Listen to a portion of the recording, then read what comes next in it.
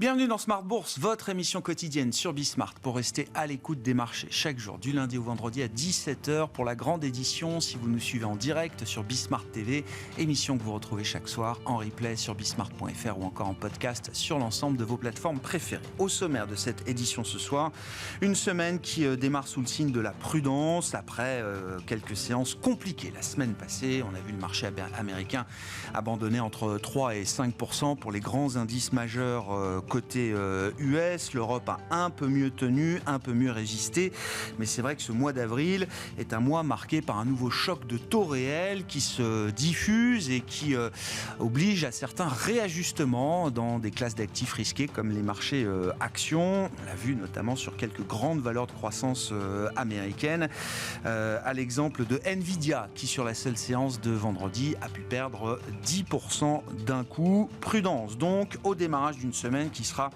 d'autant plus chargée en matière d'informations microéconomiques et macroéconomiques puisque nous aurons justement les premiers résultats des grandes valeurs technologiques américaines, du Microsoft, du Google, Tesla également qui publiera ses résultats, que ce soit des valeurs tech ou des valeurs emblématiques, on va le dire comme ça, de la cote américaine. Et puis sur le plan macro, les investisseurs prendront connaissance de la première estimation de la croissance américaine pour le premier trimestre qui sera sans doute encore très bonne.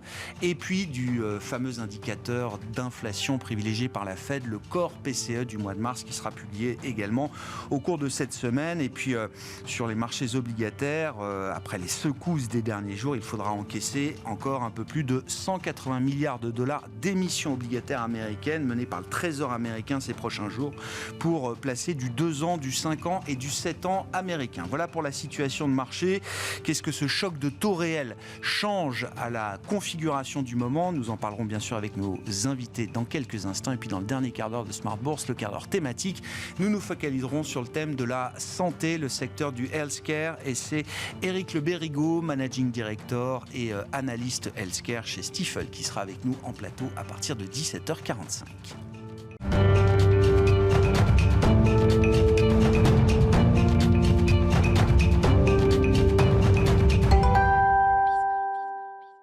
Des marchés qui démarrent la semaine de manière prudente, mais néanmoins positive. Le résumé de cette journée, c'est avec Sybille Aoudjan. La Bourse de Paris reste en attente des prochaines annonces de la semaine avec un timide rebond du CAC de l'ordre de 0,3%, ce qui permet de consolider le niveau des 8000 points. Sur le plan microéconomique, on attend cette semaine les résultats du premier trimestre d'une vingtaine d'entreprises référencées dans l'indice. Du côté des États-Unis, vont tomber à partir de demain les résultats de 4 des 7 magnifiques, avec Tesla notamment. Alors que les prévisions des analystes sont mauvaises, le groupe a annoncé depuis ce week-end avoir réduit de l'ordre de $2000 le prix de certains véhicules pour les consommateurs chinois, mais aussi européens, dont l'Allemagne et la France. Son action perd du terrain dès l'ouverture de la séance, avec une baisse de 4%. Le titre de Tesla s'achemine vers une 7e séance de baisse consécutive et perd plus de 40% désormais depuis le 1er janvier. Du côté des valeurs françaises, l'une des hausses du jour hors 440 est celle d'Alstom, qui bondissait de plus de 6% en début de matinée après avoir annoncé vendre ses activités de signalisation conventionnelle en Amérique du Nord pour un montant d'environ 630 millions d'euros. Une opération qui s'inscrit dans le cadre de son plan de désendettement. Total Energy a annoncé des investissements supplémentaires dans le sultanat d'Oman pour produire du GNL. Le titre progresse d'environ 0,7% au cours de la séance. On note aussi au sein du CAC le rebond d'Edenred de l'ordre de 3% après une chute de 7% vendredi. Et enfin, Publicis fait figure de leader au sein de l'indice aujourd'hui avec une hausse de plus de 3%. Pour les indicateurs, on attend demain les indices PMI préliminaires pour de nombreux pays, États-Unis, Royaume-Uni, France, Allemagne, puis Europe, et l'annonce des chiffres d'affaires de Renault pour le premier trimestre et après la clôture de celui de Kering pour les valeurs françaises. Tendance, mon ami, chaque soir, les infos clés du jour sur les marchés. C'est Sybille Aoudjan qui nous accompagne aujourd'hui dans Smart Bourse sur Bismart.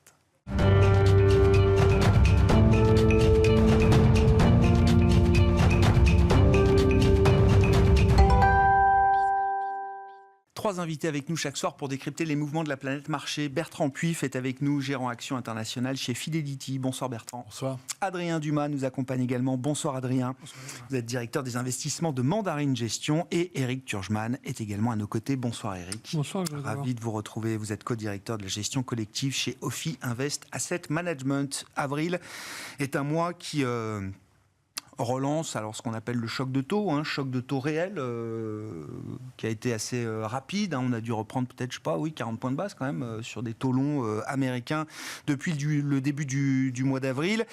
Avec un impact quand même significatif sur des classes d'actifs risqués comme les actions, puisqu'on a quand même un retracement de 3 à 5%, et peut-être même un peu plus maintenant pour certains grands indices actions des marchés développés.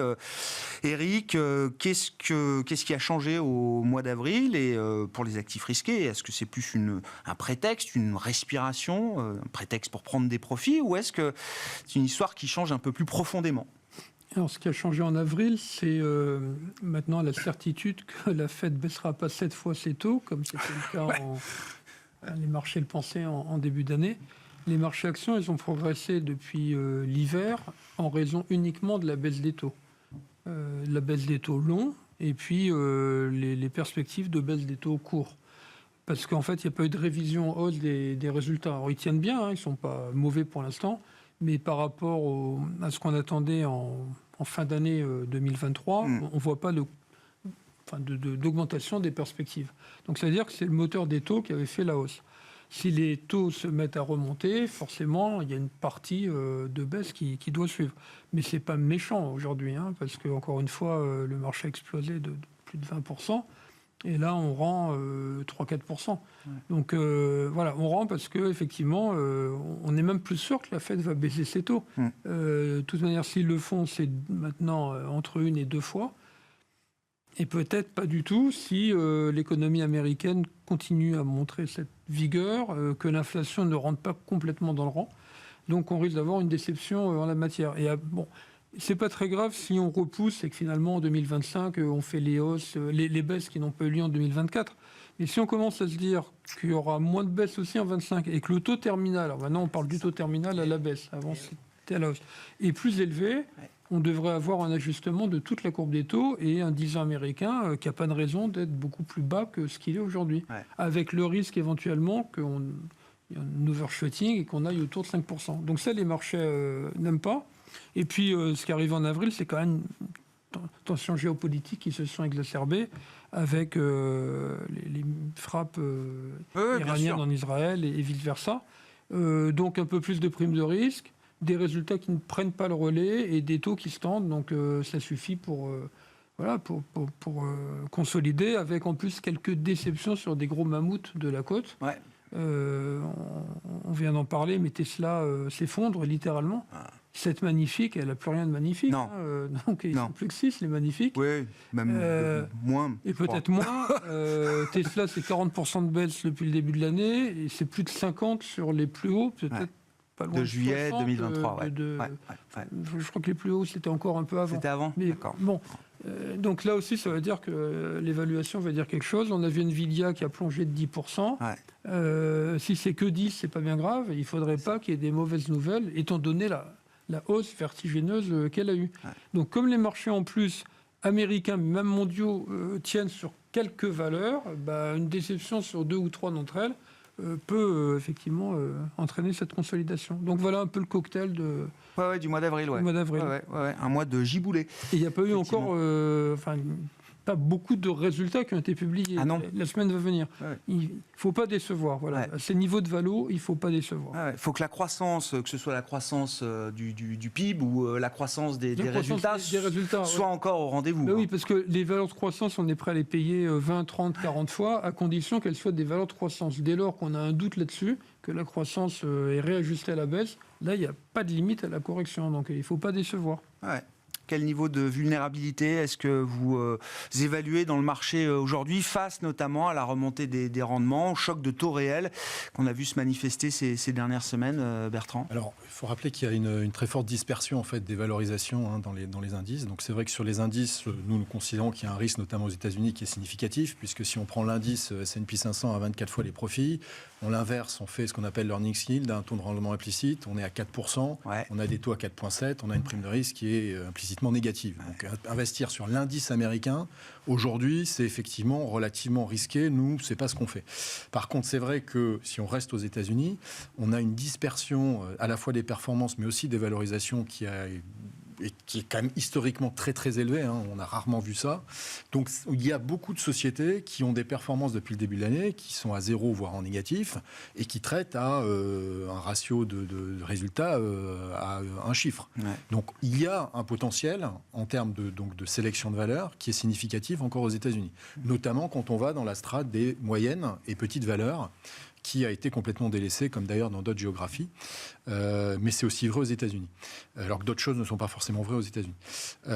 Donc voilà, on trouve des opportunités. Après, il est clair que avec Nvidia qui dévisse, et imaginons qu'il y ait aussi d'autres moteurs des 7 magnifiques ou des 6 magnifiques ou des 5, si on enlève Apple aussi, puisque Apple... Oui, c'est négatif. Aussi, hein, voilà, oui, bien sûr. Donc on va dire les 5 magnifiques, notamment Nvidia qui va officiellement donc reporter ses chiffres, publier ses chiffres dans un mois. Imaginons qu'il y a à nouveau une mauvaise surprise. L'indice va baisser fortement à cause du poids d'Nvidia. Est-ce que le reste du marché sera immune ? Malheureusement, non. Dans un premier temps, on peut imaginer qu'il y aura un effet d'entraînement, mais ce sera le moment de ne pas paniquer et au contraire de savoir saisir ces opportunités dans ces sociétés qui sont vraiment pas chères et qui ne se sont pas comportées aussi bien sur les 2-3 dernières années que les 5 magnifiques ou 7 magnifiques. Comment vous expliquez que pour toute une partie de la cote du marché action, on a l'impression que le facteur croissance, et quand je dis croissance, c'est la croissance américaine notamment, n'a pas été pris en compte alors qu'il a été peut-être sur ou démultiplié pour d'autres valeurs ? Alors, le facteur croissance, au niveau des valeurs, au niveau de la... le facteur de croissance économique, oui. C'est-à-dire que, vous le dites, les mid-cap n'ont pas été portés par une croissance nominale américaine qui est toujours autour de 5%. Quoi. C'est là où il y a quand même un conundrum, entre guillemets, pour reprendre une expression de banquiers centraux, dans le sens où, si on prend aujourd'hui les taux américains, sans anticiper qu'ils montent, et effectivement, ils peuvent monter, hein, il y a un scénario où ils continuent à monter. Hein, on les a vus à 5%, sur le 10 ans. Voilà, exactement, sur très longue période, la moyenne des taux américains, c'est entre 5 et 6. Hein, donc on n'est pas dans une aberration de marché. On l'a été quand ils étaient proches de zéro, là, c'est pas une aberration de marché. Mais dans cette configuration-là, c'est vrai que les valeurs de croissance, et en particulier ces grandes valeurs de croissance au sein des 7 magnifiques, n'auraient pas dû se comporter comme elles se sont comportées. De la même manière, des sociétés qui sont plus sensibles à la croissance économique et moins sensibles à la remontée des taux auraient dû mieux se comporter. C'est vrai que là, c'est assez compliqué à expliquer cela. Des bancaires auraient dû mieux se comporter. Alors c'est vrai qu'il y a eu la crise régionale des banques régionales aux États-Unis, mais qui a été circoncis à cela. Mais la problématique, c'est effectivement pourquoi ces sociétés de croissance, d'hypercroissance, ont continué à avoir un multiplié, voire à avoir leur multiple continuer à croître, hein, puisque Nvidia a un multiple qui est plus élevé qu'il y a encore 5 ou 6 ans. Donc, oui, qu'il y a 5 ou 6 ans, oui. Voilà. Oui. Alors, effectivement, il y a eu des développements. Oui. Ce que je veux dire, c'est que il y a eu des développements autour de l'IA. Les taux n'a pas empêché le marché. L'IA était plus forte que la hausse des taux. Multiples, effectivement, sur un certain nombre en fonction des thématiques, sur un certain nombre de sociétés de croissance. Voilà, donc c'est vrai que on pense, nous, qu'on a une conviction qu'il va y avoir un retour à la moyenne, une normalisation, et que toutes ces sociétés de croissance, et pas que les 7 magnifiques, vont voir leurs multiples se contracter. Alors certaines le compenseront en partie, ou peut-être plus qu'en partie, en totalité, par la croissance, enfin des bonnes surprises sur la croissance de leurs bénéfices. C'est peut-être ce que certains attendent sur Nvidia. Peut-être que ça n'arrivera pas, mais c'est ce qu'ils attendent. Mais il y en a d'autres, clairement, qui ne le compenseront pas. Hein. Des sociétés comme Apple, à 35 fois pour 3% de croissance, il y a un moment donné où je pense qu'il y a une opération vérité qui va arriver dans les mois qui viennent. Bon, avec beaucoup de cash quand même, toujours aussi au bilan pour ces boîtes-là. Mais c'est vrai que les 7 magnifiques ont abondé quasiment 1000 milliards de capitalisation sur une seule semaine, la semaine passée. Adrien, je reviens sur cette histoire de taux. Sur l'ensemble du premier trimestre, le 10 ans américain est passé de 3,90 à 4,20. Le S&P a dû faire plus 10. Et là, depuis quelques semaines, on est passé de 4,20 à 4,60, 65, 70. Et là, tout de suite, on voit que ça cale. Il y a quand même aussi une question de niveau, quoi, à un moment, j'ai l'impression. Oui, bien sûr. Les marchés sont dans une position d'attente, ont besoin de se rassurer par rapport effectivement à la croissance des résultats. Les marchés ont monté principalement sous l'effet du price et attendent que les earnings suivent. on a des espoirs, en tout cas, d'une réaccélération du momentum économique au deuxième semestre 2024 et au premier trimestre 2025. Il y a beaucoup d'entreprises qui disent on est dans le point bas du cycle, l'industrie semi-conducteur, l'industrie de la construction, où on attend une amélioration dans le courant de l'année. Donc c'est aussi ça que les marchés ont commencé à jouer en ce début d'année, en sachant qu'en plus il y a l'effet saisonnier habituel octobre-mars, octobre-mars-avril, qu'on voit maintenant depuis 3 ans de manière assez importante en termes de performance des marchés financiers. Donc pour moi, la question c'est est-ce que les résultats du premier trimestre vont confirmer le fait qu'on est plutôt dans le point bas et qu'on a effectivement une réaccélération au deuxième trimestre, puis de manière calendaire sur la fin de l'année. C'est de ça dont les marchés ont besoin pour se rassurer un minimum par rapport effectivement à des performances qui sont assez décorées du scénario de taux d'inflation qui est effectivement complètement à l'envers de ce qu'on anticipait il y a 4 à 5 mois. Pas encore complètement à l'envers, mais... pas loin. Un peu décalé, effectivement. Il y a ça. Après, moi, je pense que l'élément marquant quand même du mois d'avril, c'est le potentiel de découplage entre la Banque centrale américaine et la Banque centrale européenne. Ça, pour moi, c'est pas neutre parce que ça redonne un attrait relatif au marché européen qu'on n'a quand même pas vu depuis un petit bout de temps. Si on considère qu'il y a certaines grandes capitalisations américaines qui sont allées trop loin en termes de valorisation et qu'à l'inverse, on a une Banque centrale européenne qui a une grande chance de faire plus de baisses de taux rapidement que la Banque centrale américaine, on a un attrait relatif du marché européen qui, moi, me semble assez intéressant. Ouais. Même si la BCE aura peut-être des marges de manœuvre limitées du fait que la Réserve fédérale américaine, elle, resterait sur la retenue. Vous dites, ça reste quand même market positif. Oui, et je trouve même étonnant, je ne m'attendais pas à ce que les banquiers centraux européens continuent à communiquer de manière assez agressive sur nous on pense que juin c'est la bonne fenêtre et il y aura peut-être plus qu'une baisse de taux d'ici la fin de l'année. On a vu Villeroy de Gallo ce week-end, il y a encore, je crois, un banquier central grec qui en a parlé ce matin. Il y a une vraie volonté d'être actif. Et Villeroy, il le dit, juin, sauf grande surprise, c'est garanti, même avec l'inconnu pétrolière, qui était quand même un risque, effectivement, qui pouvait peut-être faire réfléchir à 2 fois pour la baisse de juin. Alors, il y a 2 mois, je pense qu'on n'imaginait pas la Banque centrale européenne, va être la première à lancer le sujet de la baisse des taux. Alors, il y en a eu d'autres qui l'ont fait, la Banque suisse l'a fait il y a maintenant 3 semaines. Mais oui, c'est un signal assez fort et je pense qu'il peut donner de l'attrait, de l'intérêt aux marchés actions européennes, en relatif en tout cas des marchés internationaux. Sur la devise, est-ce que ça peut avoir un impact majeur ? Oui, ça peut participer à... Ça a pas mal commencé à l'être quand même, l'euro a pas mal reculé. Après, je pense que dans la perception des marchés des investisseurs internationaux, l'euro reste la devise de l'Allemagne. Et l'Allemagne est dans un momentum économique qui est quand même un peu meilleur. On vient vivre depuis 1 an des chiffres extrêmement décevants d'un point de vue allemand. On a je parlais tout à l'heure de retournement de cycle ou des éléments cycliques qui s'améliorent un petit peu en calendaire deuxième trimestre sur la fin de l'année. L'Allemagne est certainement un des endroits sur lesquels on aura le plus d'amélioration. Donc ça peut être aussi un élément stabilisant. Mais de nouveau, un temps des banquiers centraux européens aussi agressifs, alors qu'on sait que le sujet de la devise est un sujet important, parce que si l'euro dévisse, on va se remettre des sujets d'inflation importés de manière assez conséquente. C'est un signe assez fort. Bon, l'euro a un peu baissé, mais malgré les dernières prises de parole de Villeroy de Gallo ou autres, ça baisse pas plus. Enfin, je veux dire, on n'est pas à 1,05 non plus pour l'instant sur l'euro dollar. Je pense qu'il faudra attendre, vous l'avez mentionné tout à l'heure, il y a des grandes adjudications côté américain. Rappelez-vous quand même qu'il y a en juillet, en août l'année dernière, on s'était fait peur sur la demande, les acheteurs naturels de dette américaine, avec pas mal de pays émergents qui sont en train un peu de se retirer de ce marché-là, le Japon aussi qui se retire de ce marché-là. Donc cette grosse semaine sera aussi un test sur l'appétit de la dette américaine et l'impact que ça peut avoir sur les devises. On a vu sur du 10 ans ou du 30 ans il y a 2 semaines, il faut toujours payer un petit rendement supplémentaire pour être sûr que tout le papier passe auprès des acheteurs. La divergence faite BCE, quels enseignements potentiels vous en tirez ? On n'y est pas encore, mais bon, c'est ce qui se dessine. Alors, ils ont intérêt à baisser les taux à la BCE, parce que sinon c'est un carnage. Et ils se sont tellement engagés cette fois-ci que là, ils ont vraiment pas le choix. Donc, il va falloir baisser les taux. Après, ils vont le baisser avant la Fed, ce qui n'était pas done deal en début d'année, on ne pensait pas ça. Ils ne peuvent pas le baisser autant que ce qu'ils auraient voulu faire si la Fed ne baisse pas du tout les taux cette année, parce que derrière, il y aura quand même un risque sur la devise. Ils n'ont sans doute pas envie de voir l'euro sous la parité. Un écart de 2-3 mouvements, c'est possible. Au-delà, ça devient très compliqué. 3, c'est beaucoup. 3, c'est déjà beaucoup. 3, c'est déjà pas mal. Donc, ils vont commencer à baisser.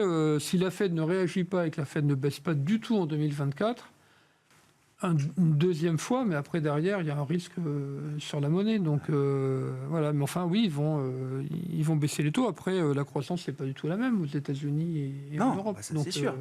Donc, il y a des raisons.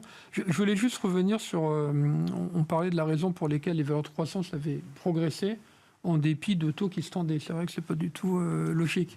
Ce qui s'est passé, en fait, c'est qu'à un moment donné, Nvidia, par exemple, on va prendre cet exemple, on disait elle est à X fois les bénéfices, c'est pas donné. Simplement que l'annonce des bénéfices, là, pour le coup, on a revu en hausse les bénéfices grâce à l'IA ou aux promesses de l'IA. Et la communauté financière s'est dit, un peu comme faire attention à Internet en 2000, l'IA va générer des profits fabuleux. On les sous-estime, on n'a pas vu. Et donc, tout ce qui est lié à l'IA va faire des profits supérieurs à ce qu'on estimait. Alors, Nvidia a bondi, Microsoft et tous les producteurs de puces aussi. Et on a vu tout ce qui a suivi, ASML, etc. Et donc, à un moment donné, on se fiche de l'actualisation des profits parce que, c'est le... il n'y a pas de limite. Et c'est ça qui a fait cette déconnexion et que finalement, tout ce qui était lié à l'IA montait. Il suffisait de le dire, qu'il y avait... Mais ça me rappelle, franchement... mais on est arrivé à ce point de paroxysme ces dernières semaines ou ces derniers mois, parce que Nvidia, je parle sous votre contrôle aussi, vous suivez particulièrement la croissance, la tech américaine. Chaque publication était effectivement meilleure que prévu, mais du coup, la valo était relativement stable, justement. C'est pour ça, en fait, on a fait un rideau croissant. Il y a des valeurs plus chères en Europe, dans le luxe, par exemple. C'est pas les mêmes franchises, je suis d'accord, mais... Oui, dans le luxe, même dans la tech, Dassault Systèmes n'est pas donné du tout. Mais non, mais le fait qu'à un moment donné, quand vous êtes plus capable de prévoir les résultats et qu'on vous dit qu'il y a une demande qui va exploser encore plus forte et qu'en plus votre environnement fait qu'il y a de l'IA partout, vous vous dites oui, on a dû négliger l'IA pour ceci, l'IA pour cela, et donc et c'est très dur de faire une évaluation, donc vous achetez. Voilà. Et puis vous achetez toutes les valeurs qui peuvent ressembler de produits. Qui sont des proxys, quoi. Mais là aussi, il n'y aura pas que des gagnants. Voilà, donc peut-être qu'Nvidia sera le gagnant. À ce stade, ça semble être même le gagnant à ce stade. Jusqu'à ce qu'on nous dise. Est-ce que la position pourra être pérenne de ce point de vue-là? Je suis d'accord. Apple a été comme ça dans ce cas-là pendant des années. Il y aura peut-être un concurrent ou deux ou des Asiatiques. Oui. Les clients d'Nvidia ont tout intérêt d'ailleurs à ce qu'il y ait des concurrents qui montent en puissance et en gamme. 50% de marge nette, c'est supérieur même aux sociétés du luxe. Donc on peut imaginer que ça va quand même attirer dans un secteur où il y a moins de barrières à l'entrée que sur le luxe. Oui. D'ailleurs, il y a même une société qui s'appelle Krog. Une multiplication d'articles sur Internet. Grog, voilà. On arrive difficilement à prononcer. Qui elle-même annonce que d'ici quelques mois, elle aura, pour le même prix que Nvidia, une chip qui sera plus compétitive. Après, est-ce que c'est vrai ou pas? Il y a tout un débat d'experts. Mais ce que je veux dire, c'est que personne ne dit aujourd'hui qu'ils seront vitam aeternam protégés de toute concurrence. Après, il y a la capacité de production qui compte un peu. J'ai l'impression que c'est quand même à produire. 50% de marge nette. Oui. Pas opérationnelle, nette. Oui, ordinaire. bien sûr. C'est un risque. Bon, allons-y sur l'IA.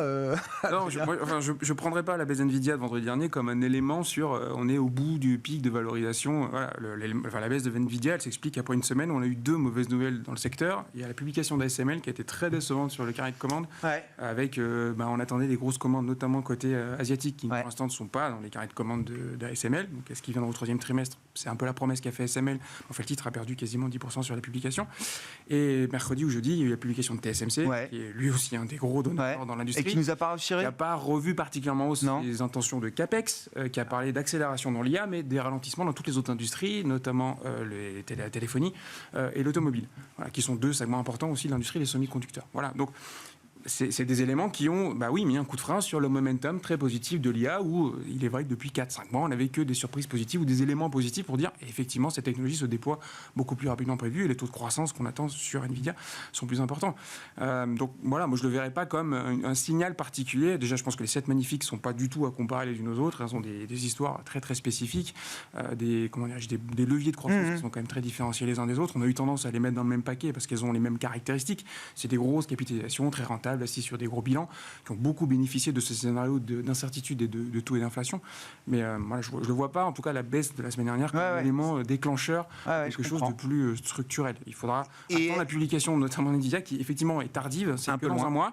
Alors il y aura AMD avant, il y en aura d'autres, mais qui donneront des éléments sur la rapidité de déploiement de l'IA, mais qui donneront un peu. Il n'y a pas de raison que la trajectoire d'Nvidia, je parle en termes de chiffre d'affaires, de croissance demain, soit abîmée ou cassée à ce stade. Pour l'instant, non. Et il faut bien avoir en tête quand même que ce qu'ils ont présenté au Capital Market Day il y a un mois, qui a quand même été... Il y a la dernière jambe de hausse des titres Nvidia, c'est justement la notion de passer du hardware au software. C'est d'arrêter, justement, de ne plus être seulement un fournisseur de technologie de puces, c'est d'offrir une plateforme d'accès à des développeurs de logiciels pour accélérer le déploiement de l'IA. Ils ont conscience de ce qui peut être leur vulnérabilité demain. Bien sûr. Bien sûr. Et le mouvement du modèle du hardware au software, Apple en est certainement un des meilleurs modèles, mais c'est effectivement ce qui est le plus lucratif. Et du coup, le cycle des semi-conducteurs, on en est où? Parce que vous me dites que le cycle IA, lui, il s'est pas arrêté, mais pour l'automobile et la téléphonie, peut-être qu'on n'a pas encore vu le point bas. Enfin, c'est plusieurs cycles dans le grand cycle des semi-conducteurs. Je partage tout à fait l'idée qu'on est dans un marché aujourd'hui, il y a beaucoup de besoin de sélectivité. Et même dans le secteur des semi-conducteurs, il y a des écarts de performance qui sont de plus en plus importants. En fonction de l'exposition en termes de marché final, il y a des gros écarts de performance. ST Microelectronics, qui est très dépendant de Tesla, d'Apple, qui a une grosse exposition automobile et téléphonie, souffre plus. Sur lequel on se pose beaucoup de questions sur les publications des prochains trimestres. Alors que des activités qui sont assez comparables avec des marchés finaux très exposés à l'intelligence artificielle, oui, on est un peu plus rassuré sur la dynamique de croissance. Donc cette sélectivité, en fonction des marchés sous-jacents, est effectivement de plus en plus importante. Il y a aussi l'aspect matières premières qui marque aussi ce mois d'avril. Bertrand, qu'est-ce que vous en dites? Alors, je parle des cours des matières premières et des secteurs boursiers associés. Déjà, sur les cours des matières premières, c'est plus juste le pétrole ou le cuivre, c'est quand même quelque chose de beaucoup plus large. C'est l'ensemble du segment matières premières qui monte. Et y compris les précieux, même dans ce contexte. Quel rationnel vous mettez derrière ce réveil généralisé des matières premières là? Alors, il y a différents éléments. Il y a évidemment une prime de risque géopolitique. Tout le monde la connaît. Après, il faut la quantifier. Après, il y a le fait que les États-Unis ne vont pas être en récession. Je pense que maintenant, plus personne n'a cette conviction. Donc, de ce fait, la question maintenant est sur la Chine. Mais la Chine, on sait que le potentiel, il est à la hausse, il n'est pas à la baisse. Le pire, c'est vraiment, le scénario du pire, c'est que l'économie ne fasse rien. Mais on ne voit pas l'économie non plus s'effondrer. On voit qu'il y a des effets aussi de restockage dans certains segments et certains secteurs en Chine, donc ça aussi ça aide. Et puis il y a des éléments un peu plus techniques. On a vu que le Royaume-Uni et les États-Unis ont interdit les importations donc depuis le 15 avril de nickel, de cuivre et surtout d'aluminium provenant de Russie. Il faut avoir en tête que sur le London Metal Exchange, 93% des stocks proviennent de la Russie. Donc, pour ces métaux? Pour ces métaux-là. Enfin, pour l'aluminium, c'est 55%. Pour le cuivre. D'accord. Mais c'est une proportion significative. Donc, on est aussi, d'un point de vue technique, ces éléments-là, avant qu'on reconstitue Alors, ces stocks, évidemment, ne vont pas disparaître du jour au lendemain. Ils vont graduellement disparaître, être remplacés plus difficilement par d'autres géographies. Et donc, ça va mettre une tension. Le LME est obligé d'avoir en collatéral, ou en sous-jacent, en tout cas, du stock physique. C'est ça. Et donc, comme ces métaux russes étaient plutôt bradés, puisqu'ils avaient du mal à les vendre, ils se retrouvaient effectivement sur le LME, qui est un peu l'organisme de stockage en dernier recours, qui prend un peu tout ce qui arrive, qui n'a pas été vendu ailleurs. Donc le fait d'interdire ça va mettre quand même une pression à la hausse sur notamment l'aluminium en Europe. En plus, en Europe, on cherche de l'aluminium propre, alors c'est compliqué, donc il y a déjà une prime par rapport au prix mondial, mais là, cette prime, elle va encore augmenter, notamment donc, effectivement en Europe. Donc voilà, il y a toute une conjonction d'éléments. Plus la mise en place, puisqu'aux États-Unis, on a parlé depuis un moment de l'Inflation Reduction Act, avec ses investissements très forts dans les énergies renouvelables. Et en fait, ils sont en train de se mettre en œuvre maintenant. C'est-à-dire que les commandes sont passées maintenant. Et effectivement, ça se répercute sur toute la chaîne de valeur. Et en amont, évidemment, sur les matières premières, le cuivre en particulier. Les métaux les plus liés à la transition énergétique. Après, sur l'or, il y a un élément particulier, c'est que le fait que un certain nombre de banques centrales asiatiques, en particulier la banque centrale chinoise, est acheteur net tous les jours. C'est-à-dire que quand vous regardez le pourcentage des réserves de change qui sont couvertes par de l'or en Allemagne, par exemple, c'est 70%. En Chine, c'est 5%. D'accord. Ça vous donne une idée, en fait, le rattrapage qu'il faut, en fait. Ils sont en train d'essayer, effectivement, de normaliser marche forcée, leur banque centrale, et ils achètent tous les jours de l'or. Donc là encore, on est sur une tension. Sur le plan boursier, ça se traduit. Est-ce que ça se traduit par de l'intérêt pour des secteurs, des mines, des secteurs liés à l'énergie, et puis même peut-être pourquoi pas des minières argentifères, aurifères, etc. Est-ce qu'il y a une corrélation assez nette là ? Alors oui, alors c'est toujours pareil, c'est-à-dire qu'il y a en fonction des zones géographiques qui sont plus ou moins risquées géopolitiquement pour extraire ces domaines-là, on pense notamment à l'Afrique. Là, bon, c'est un peu compliqué, il y a les primes de risque quand on investit en direct dans ces groupes miniers, évidemment. Là, je pense que, nous en tout cas, ce qu'on joue, c'est plus de jouer soit via des groupes qui sont très internationaux, donc qui diluent ce risque-là, ou alors en achetant des instruments qui répliquent, donc qui achètent de la commodité. Sur les marchés de matières premières. Exactement.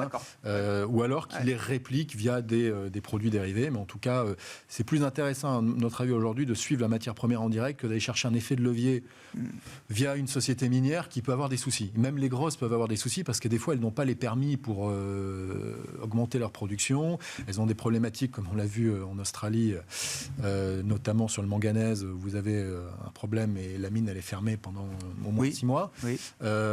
Donc ça permet d'avoir une vision une optique un peu plus diversifiée d'acheter en direct la matière première. Sur le plan boursier, les matières premières, c'est stratégique dans un portefeuille. C'est déjà pas terrible pour l'inflation. Ah oui, alors ça, oui. C'est pas terrible pour l'inflation. Et à ce propos, alors le pétrole s'emballe pas. Le pétrole est plus bas que le 13 avril, et j'ai regardé pour le WTI, je pense même qu'on est plus bas que le 7 octobre, qu'avant le 7 octobre. Pour autant, pour faire référence aux dates clés, on va dire, des événements au Moyen-Orient. Et pour autant, le consommateur français paye son litre d'essence à 2,20 €, 2,30 €. Là, je prenais l'autoroute il n'y a pas longtemps. Sur l'autoroute, alors, à part Total qui a figé à 1,99 €, ça devient de plus en plus cher. Alors comment traduire c'est pas neutre. Et effectivement, techniquement, il y avait des afflux, il y avait des ventes qui commencent à se tarir. Donc entre les mesures qui ont été prises et qui bloquent donc en Russie 93-94%. Les stocks du LME qui viennent de Russie c'est pour complètement dingue. Et la transition énergétique, à un moment donné, ça fait longtemps qu'on le dit. Ça avait du mal à prendre, mais à un moment donné, ça va se prendre. Bon. Donc alors nous aussi, on est plus sur la matière première que sur des... Il y a un fonds dédié, bien sûr. Il y a des fonds dédiés. Qui a bien remonté depuis quelques semaines, plutôt que les valeurs qui... alors, les minières, etc., elles sont quand même bannies par l'ISR. Donc... alors, elles sont exclues de beaucoup de portefeuilles, en tout cas en Europe, peut-être moins aux États-Unis. Bon, donc autant jouer directement par la matière première. Ça me fait penser un peu au secteur de la défense. Qui est banni aussi.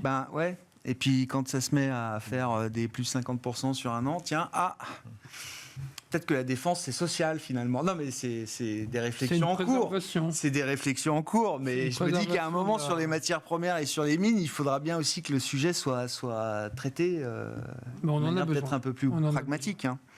Oui, je sais pas, sur les matières premières, sur les mines, c'est peut-être pas votre univers d'investissement naturel, mais non, ce qui est sûr, c'est que c'était des secteurs les plus en retard au terme du premier trimestre, par exemple. Et on voit bien qu'effectivement, notamment, c'est très visible sur le marché américain, tous les paniers Reflation, donc ceux qui avaient très bien fonctionné, on va dire sur la première partie de l'année 2022, ont clairement repris le lead en termes de performance sur les marchés. Donc oui, ça traduit bien le fait que le marché se soit mis dans un mood différent par rapport à l'évolution des taux, l'évolution de l'inflation, et effectivement quelques tensions sur quelques matières premières. En termes de comment les adresser, le sujet du recyclage des métaux est assez intéressant. Il y a quand même pas mal d'acteurs cotés en Europe, aux États-Unis, en Asie. Donc là, c'est le secteur des utilities, c'est ça? Oui, spécialement, il y a des acteurs plus spécifiques même. Oui, d'accord. C'est un secteur qui est quand même assez diversifié en bourse. Je reviens sur Tesla aussi, Adrien, parce qu'on en parle avec vous depuis tellement longtemps. Oui, comment vous disiez, Eric, c'est un effondrement? 40% de baisse. Oui, non, mais je suis d'accord. Donc, je voulais reprendre votre terminologie. Bon, après, c'est des valeurs qui peuvent diviser par 2, faire x2, etc. On le sait. Mais là, ils sont dans quelle phase? Il nous avait dit on est entre deux vagues, Elon Musk. Et pour le coup, pour le coup, il s'est pas trompé, je crois. Il s'est pas trompé. La question, c'est ce que la deuxième vague va venir. Assez clairvoyant là-dessus. Il l'a bien signalé à tout le monde. Bon, donc voilà. Et c'est quoi le creux de la vague? C'est quand Le creux de la vague, je ne sais pas si on y est. En tout cas, on ne doit pas en être très loin, puisque continuer à baisser les prix pour défendre les volumes et les gains de part de marché et mettre la pression sur la rentabilité des concurrents, ça fonctionne quand même plutôt pas si mal que ça. Alors, ça ne fonctionne pas pour les actionnaires de Tesla, mais les concurrents en face sont quand même en grande difficulté. Les gros acteurs chinois qu'on voyait comme étant des potentiels disrupteurs de la position de Tesla, les NIO, Xpeng, il y en a certains qui sont en grande difficulté financière. Sur leur marché, enfin non mais oui, difficulté financière, de toute façon, ont-ils jamais gagné de l'argent ces groupes-là? Ils sont en rentabilité estimée, projetée à 2 ans depuis 4-5 ans. C'est bien la question, oui, c'est bien la question. C'est le sujet qu'on reproche assez verbalement maintenant, officiellement à la Chine, qui est de créer des surcapacités dans beaucoup d'industries. Donc Tesla est face à ça, à cette surcapacité d'acteurs chinois et sa capacité de différenciation. Et sur le marché chinois, ça marche, leur stratégie? Sur le marché chinois, pour l'instant, en termes de part de marché, oui, ça a été bien plus résilient que ce qu'on pensait. Alors, effectivement, avec des rentabilités espérées qui sont beaucoup plus faibles. C'est un équilibre de je préfère perdre de la marge à court terme pour gagner ma part de marché à long terme. Est-ce que ça fonctionnera? La question reste ouverte, en sachant que, je rappelle quand même l'objectif, c'est de plus seulement faire de la marge sur la vente du véhicule, mais sur tout ce qui sera autour, donc le service, l'accès à Internet au sein de la voiture, le fait que la voiture devienne de plus en plus autonome, c'est ça qui à terme devrait créer de la valeur si on croit au plan long terme d'Elon Musk. Donc la notion de part de marché est extrêmement importante parce que plus on déploie, plus on a cette capacité. C'est la base installée, quoi. Exactement. À un modèle, on passe là aussi du hardware à autre chose, à du software ou à du service. Donc voilà, effectivement, on est dans ce moment-là. Il y a beaucoup quand même d'acteurs européens qui font un peu marche arrière quand même sur le véhicule électrique en disant on ne sera peut-être pas rentable aussitôt que prévu, on met moins de capex que prévu.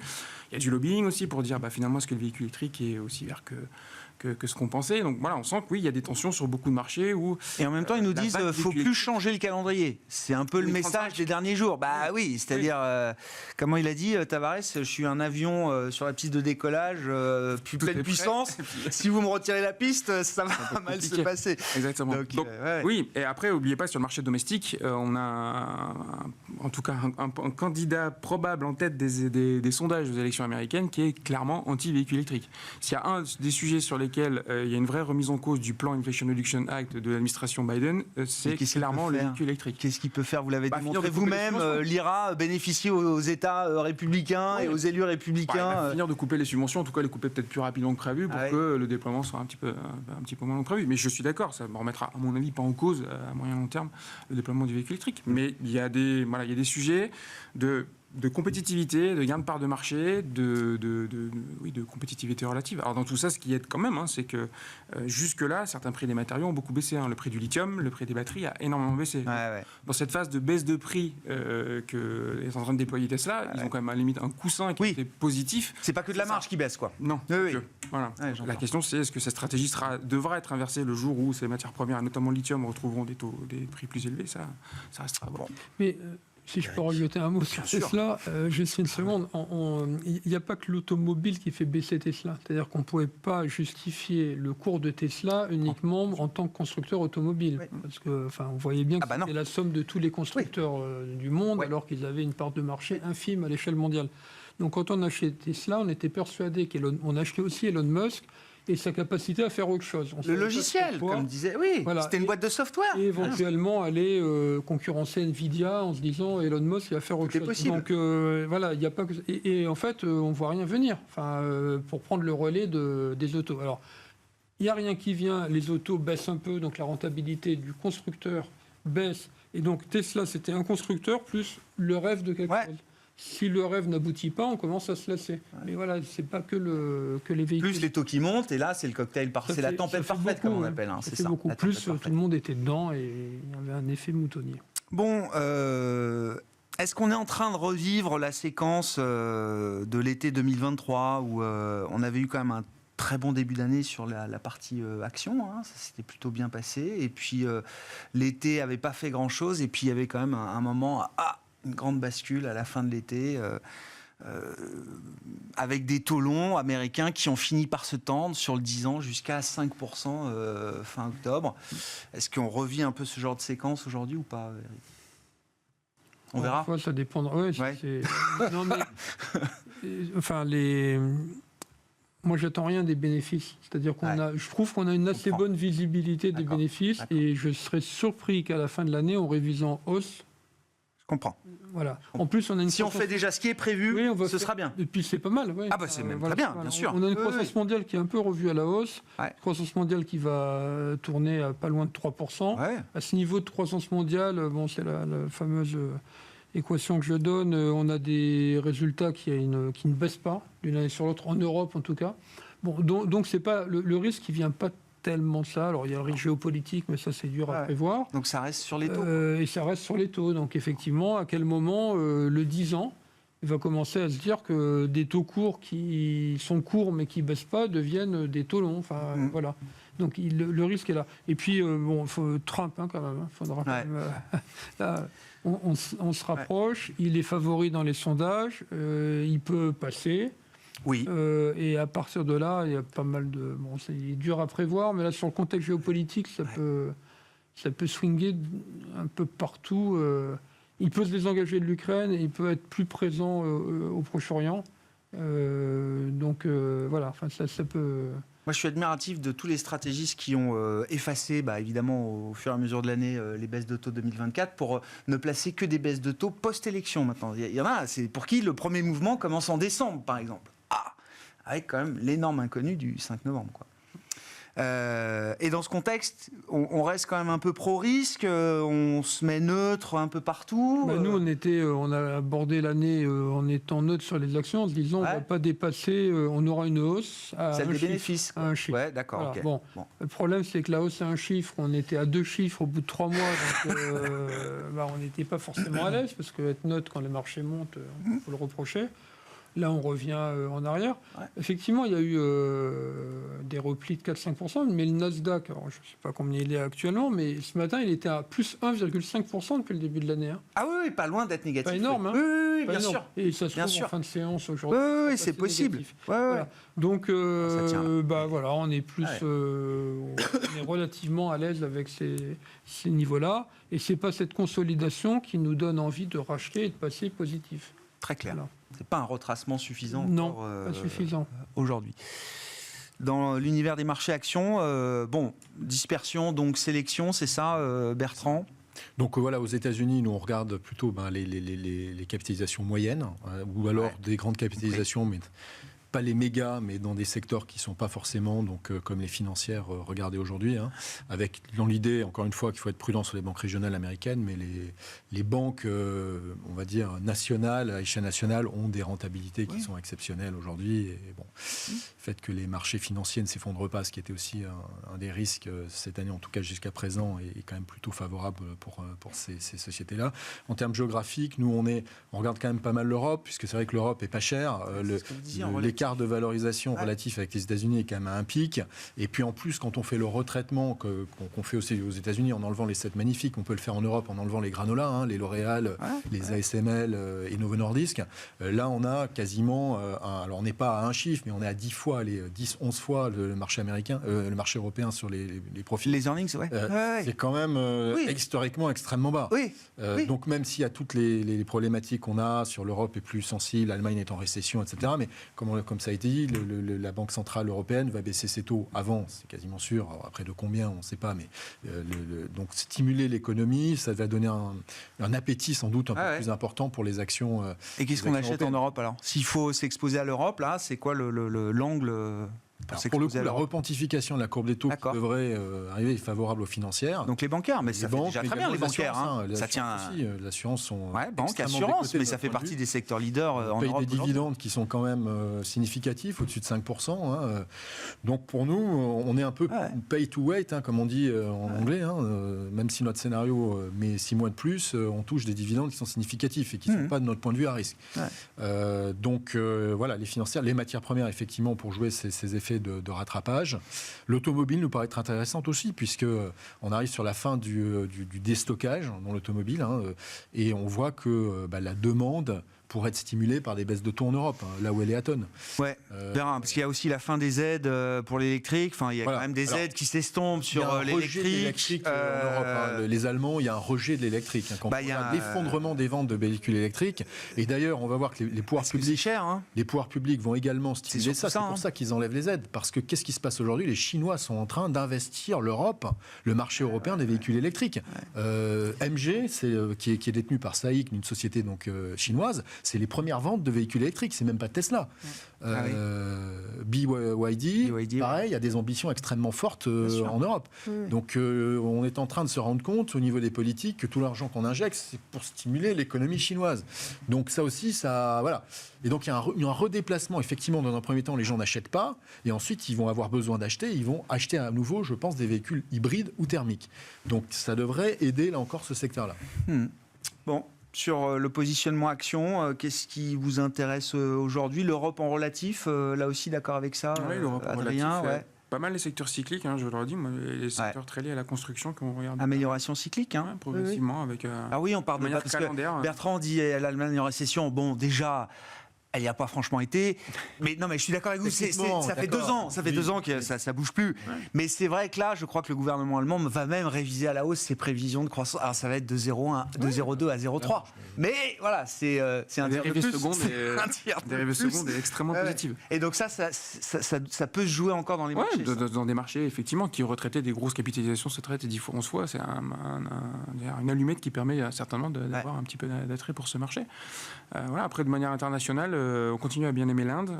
Il y a des élections qui ont commencé vendredi, qui n'ont pas de grandes surprises. C'est certainement le parti de Narendra Modi qui remportera les législatives. Mais comment on contourne la cherté du marché indien ?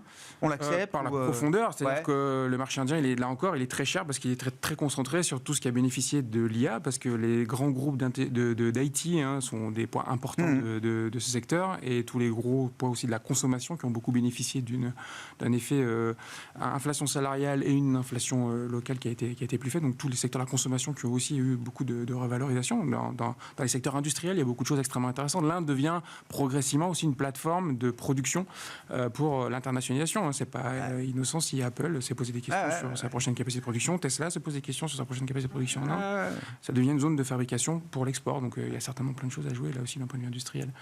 Donc c'est un marché qui nous plaît beaucoup. Merci beaucoup, messieurs. Merci à vous trois d'avoir été les invités de Planète Marché ce soir. Adrien Dumas, Mandarine Gestion, Éric Turgeman, Ophi Invest Asset Management et Bertrand Puif, Fidelity International.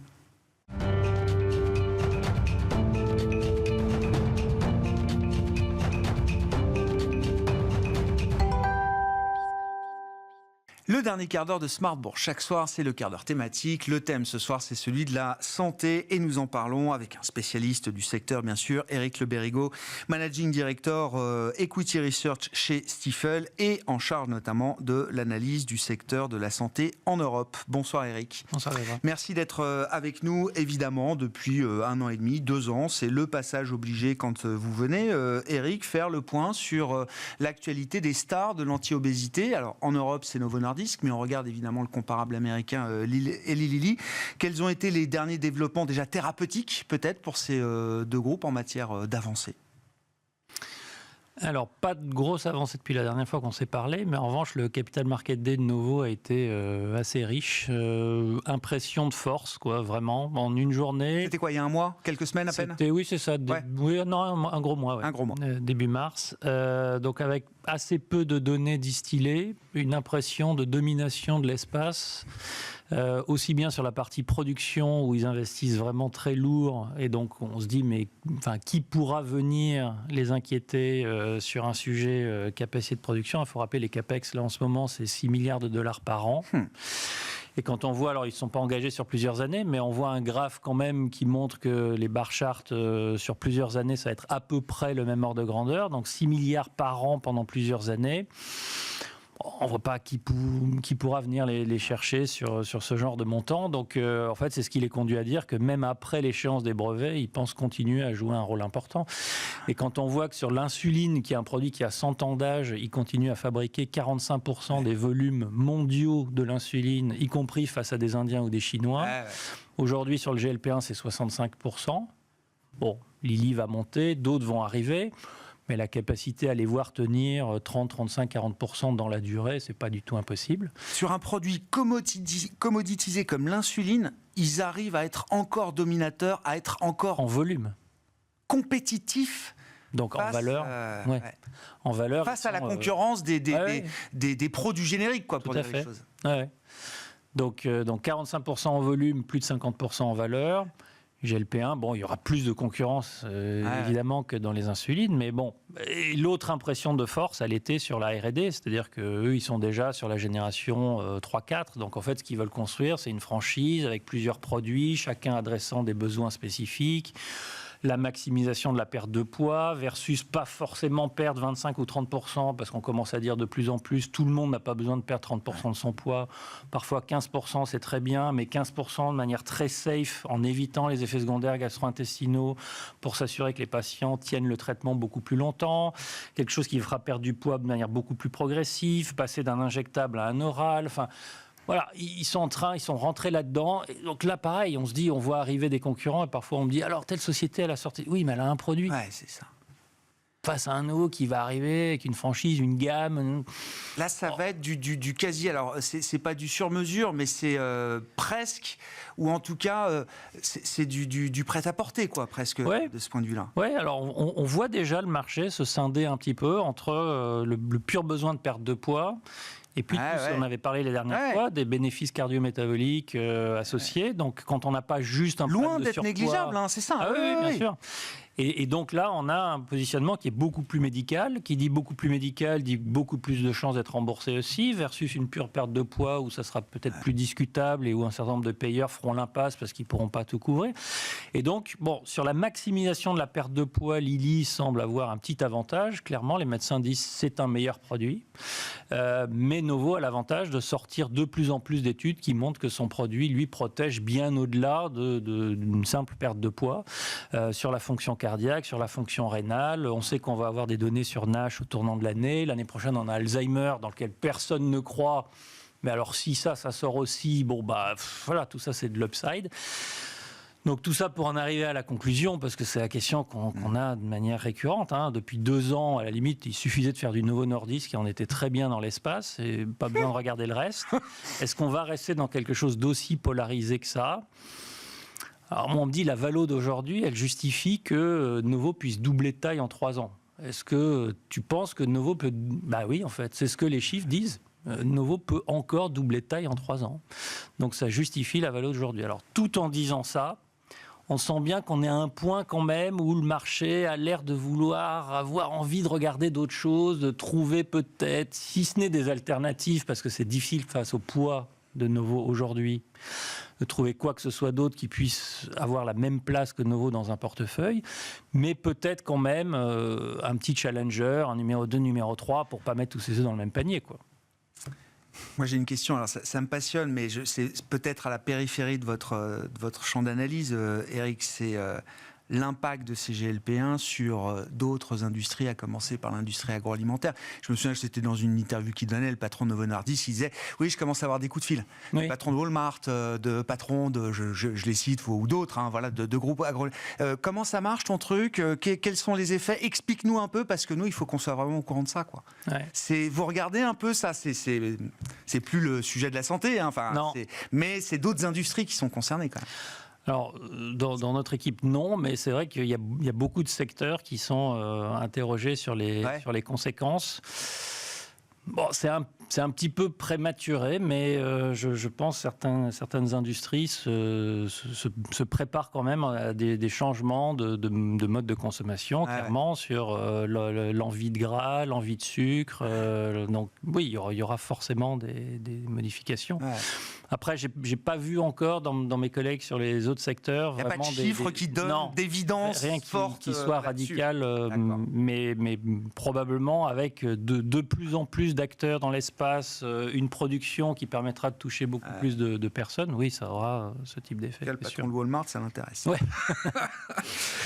L'autre sujet qui vous amène, Eric, c'est de savoir s'il faut considérer Sanofi comme étant une valeur à l'achat. Et vous avez récemment répondu oui à cette question, Eric. Oui, et de manière un peu inattendue, j'allais dire, parce que quand il y a eu le gros souci de communication du mois d'octobre, on s'en souvient, pour moi, le sujet était à oublier pour une petite année, et puis on y reviendrait quelque part fin 24. Et puis bon, ils ont eu la réunion R&D au mois de décembre, qui était plutôt assez bien ficelée. Avec le nouveau patron de la recherche. Assez convaincante, voilà. Pas mal de nouveaux visages d'ailleurs au-delà de lui, même un petit peu en dessous, et donc sur janvier-février on a fait un exercice un peu d'échange avec des médecins pour savoir de manière assez objective qu'est-ce qu'ils pensaient de ces candidats médicaments dont nous parlait Sanofi, et le retour qu'on a eu il était relativement positif, c'est-à-dire que 5 sur 8 molécules testées ont eu un retour positif de la part des médecins. Alors attention, parce que c'est des produits qui ne sont pas encore dans le marché, donc les médecins ne les utilisent pas. Ils s'exprimaient sur le mécanisme d'action, la manière dont Sanofi montait les études cliniques, la concurrence, etc. Mais bon, le feedback était quand même plutôt positif. Donc on s'est dit, quel type de chiffres ça peut nous emmener, ça. Donc on arrive à peu près à 9 milliards de contributions de ce pipeline en 2030. Et 2030 est loin du pic pour ce pipeline. Bon, il n'y a pas beaucoup de ça reflété dans le consensus. Donc, 25, 26, 27, c'est des années de forte croissance. On le sait parce qu'il n'y a pas de produits qui tombent. Il y a le bénéfice de programmes d'économie de coûts. Il y a la croissance des produits lancés, les quelques-uns lancés récemment. Et donc, si on avait successivement une période d'assez forte croissance, puis un pipeline qui commence à arriver... ça serait une telle rupture par rapport à l'historique. Enfin, moi, je ne me figurais même pas à quel point la R&D de Sanofi avait été peu productive sur la décennie précédente. C'est-à-dire que je pense que si on interroge les gens, est-ce que vous savez quel est le deuxième et le troisième plus gros produit de Sanofi aujourd'hui ? C'est toujours Lantus et Lovenox, qui sont des produits qui ont 15 ans, qui sont plus protégés par des brevets, pour lesquels il y a des génériques, qui sont plus en croissance. Enfin, voilà, ça parle des 10 dernières années quand même. Et donc si on avait ne serait-ce qu'une rupture, un changement de cap là, ça serait possiblement un changement de statut pour la société. Et donc sur cette base-là, on s'est dit finalement, il y a assez peu de risques à y aller. Graduellement, on a une publication de phase 3 au milieu de cette année dans la sclérose en plaques. Ce n'est pas le projet le moins risqué, mais il y a des raisons de penser que ça peut sortir positif et donc enclencher une dynamique. Donc voilà, l'idée c'est, je parlais tout à l'heure des alternatives à Novo. On n'en est pas là. Et on place Novo toujours au-dessus. Oui, je comprends. AstraZeneca qui est en train aussi de faire un comeback, et peut-être Sanofi peut être le troisième larron. Avec une asymétrie forte, vous dites aujourd'hui sur le plan boursier pour Sanofi. Oui, clairement. Et la stratégie R&D, comment vous la décrivez ? C'est-à-dire, moi je comprends qu'ils ont quand même coupé beaucoup de choses dans l'oncologie, par exemple. Oui, alors c'est la news du moment. Ils sont beaucoup plus recentrés, focalisés sur d'autres domaines aujourd'hui. Oui. Alors ça, les stratégies de recentrage, je crois qu'on avait parlé de Novartis la dernière fois, c'est généralement déjà un message qui porte et qui fonctionne. C'est le message de Sorio quand il arrive chez Astra il y a 10 ans. Voilà, c'est de dire on se recentre sur nos points forts. Donc en l'occurrence Sanofi, c'est le vaccin, les maladies rares et l'immunologie, qui est maintenant le gros du pari. Effectivement, le cancer. Alors j'entends des gens déçus que Sanofi couple, mais il n'est rien sorti depuis 10 ans. Voilà. Et donc il y avait une molécule qui aurait pu relancer, qui a échoué il y a maintenant une grosse année. Il faut en tirer les conséquences et jouer là où on a une chance de gagner. Donc c'est ce qu'ils font, et effectivement c'est un des éléments de cette nouvelle stratégie qui peut changer les choses. Merci beaucoup Eric. Merci de venir nous éclairer sur ces sujets de santé avec ce travail d'analyse que vous menez chez Stifel. Vous êtes Managing Director Equity Research chez Stifel. Eric Le Bérigot qui était avec nous, l'invité de ce quart d'heure thématique de Smart Bourse ce soir sur Bismart.